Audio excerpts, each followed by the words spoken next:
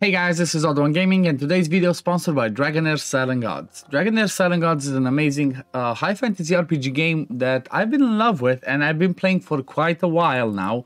I think it's almost a year, and I'm fortunate enough to be sponsored by them today. So if you want to try this game, or if you want to support my channel, there's going to be a link in the description and in the pinned comment of this video that you can click and download the game today to start playing on Android devices, iOS devices. It's available even on Mac, and it's on the Epic Games Store and on Steam. The game has had a pretty good success ever since it came out. It was downloaded for over 10 million times in the first 2 months.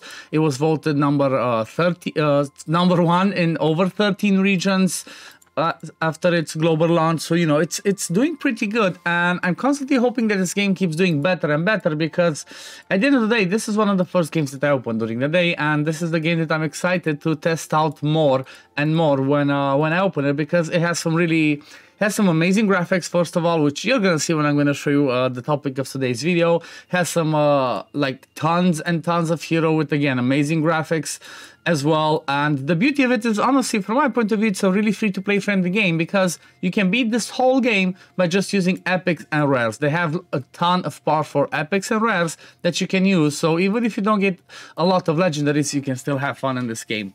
Also, one of the things that makes this game a little bit different is the fact that they're trying to, as far as I know, the developers are really big fans of Dungeons and Dragons. So they have some fun mechanics that are D&D-like in there, like the dice roll when you're trying to crit or land a debuff. They use the whole tabletop mechanics. It has amazing story. So, all of the cool stuff. And, just to go alongside with that, they're actually doing Dungeons and Dragons collaborations. We had a few months back, we had the first installment of the collaboration where we had Dritz the Urden join as a hero. I pulled for him. I got a few copies. He's an amazing one. I really love Dritz. He's a really awesome hero. The antagonist for that fight was Heir to the Baylor, so that was a pretty fun one. If you want to check out that fight, go check out on my YouTube channel. On this one, you should be able to find, just search Heir 2 and you're going to be able to see the whole fight. I made a video on everything. But this time around, we have another one, and this event is called Echoes of the Sleepless.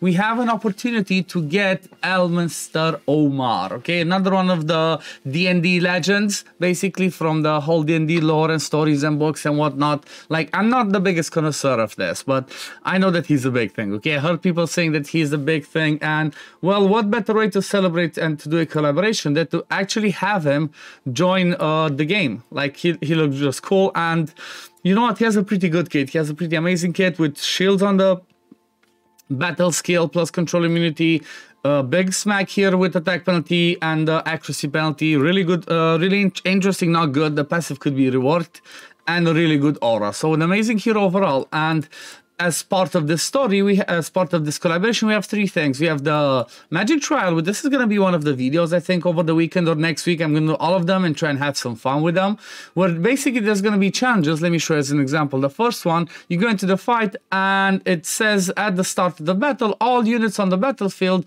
gain undispellable shield prohibition. So basically, you have to try and make a team around this where you can now bring shields and do your best to try and beat them. So it's gonna be an interesting test. It's gonna be an interesting test to do for this one. Then the other thing that we have is obviously summons. If you want to summon for him, there's a specific banner. Every time you summon, you get Sage chest pieces, and if you hit 240, you can get a copy of him. If you get more, you can inspire him up to 5 times. So every 240 chest pieces can transform into an inspiration for him, which is amazing. And now we're on to the third part, which is what I'm going to show you today, because it's pretty fun. We have the story part, so spoiler alert if you have not done the story yet, but basically after you do the story, you can challenge the boss daily, which is Sammaster, okay? And now we're on to phase 2 of this boss, where it has changed and has some different skills, okay? So the passives kind of are the same, but the skills are a bit different, because in the first phase, he's riding one of those Dracolich, or dragons, like I think it's Dracolich, but this one's different because this one deals damage with summons, stuns, and all of that quirky stuff. However, I found a fun thing that's really easy to do. It's basically all rares, because I guess at the end of the day we can call our adventure a rare, because everybody gets him, okay? Everybody gets the adventure. I just brought him in there for his shield. So let's just run the team while I talk about it and yeah, explain a little bit of how it goes. So the whole idea in this team is because of the way that things are happening and the attacks are happening,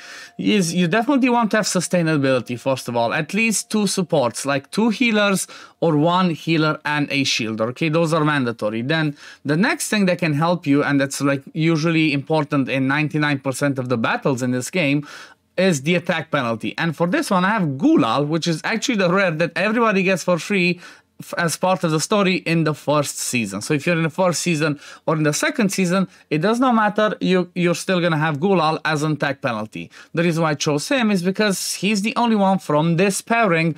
In season 2, Frost is with Radiance, but if you're in season 1, you might have an easier option with Fire and Lightning. You know, you might have a better attack penalty in there, like a Sigrid, for example. So that could be a better option. But I chose to go with this one.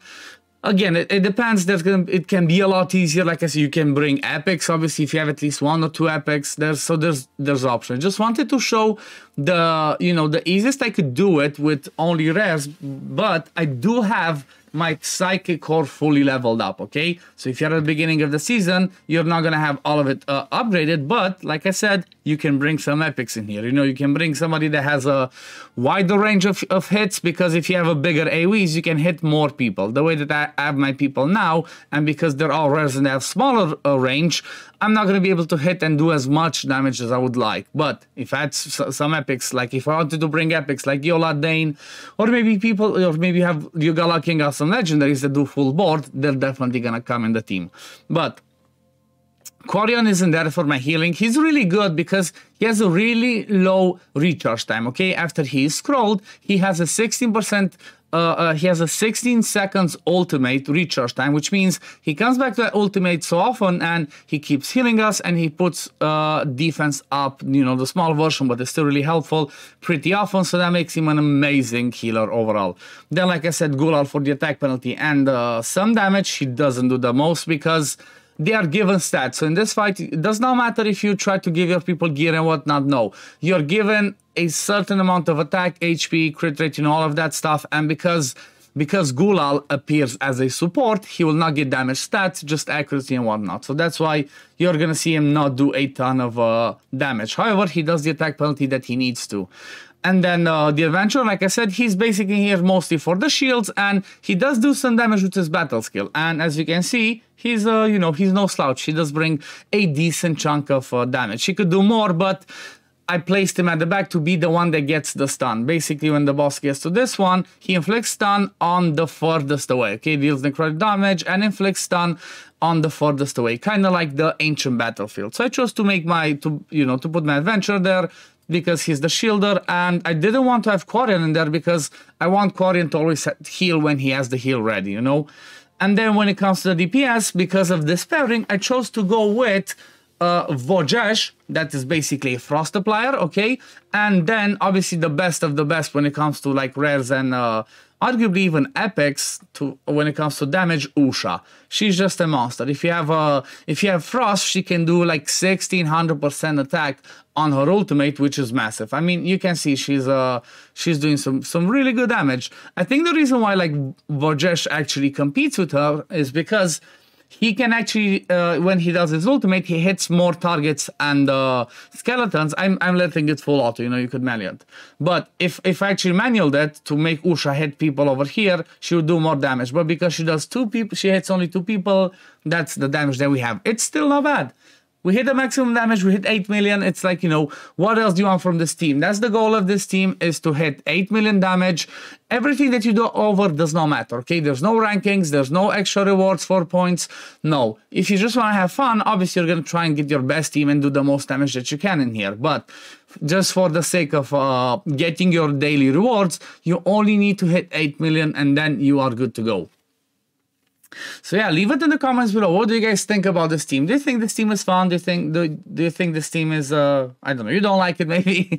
But yeah, I'm really curious what you guys think, because I always try to do a little bit of both sides of of content. You know, I try to show some endgame stuff as well. You know, my account I've been playing for, like I said, almost a year now, so I definitely have lots of heroes because I played for several seasons.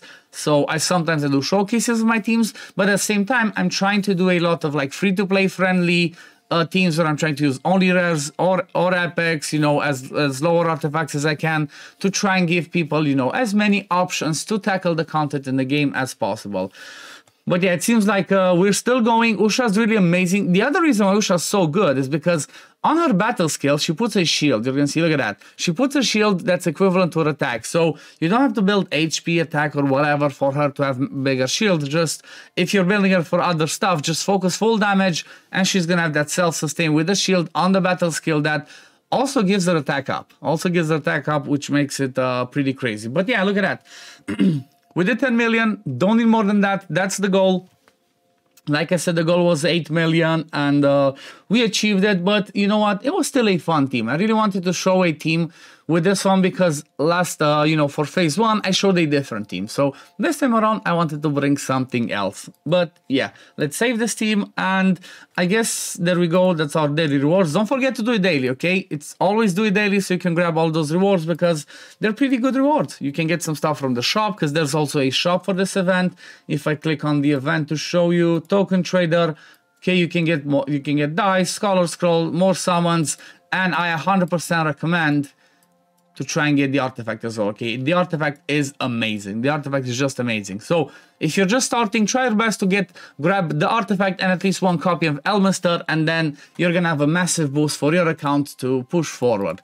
But anyway, I'm gonna leave it at this for today, guys. Thank you all for watching. Again, thank you Dragonheir Silent Gods for sponsoring today's video.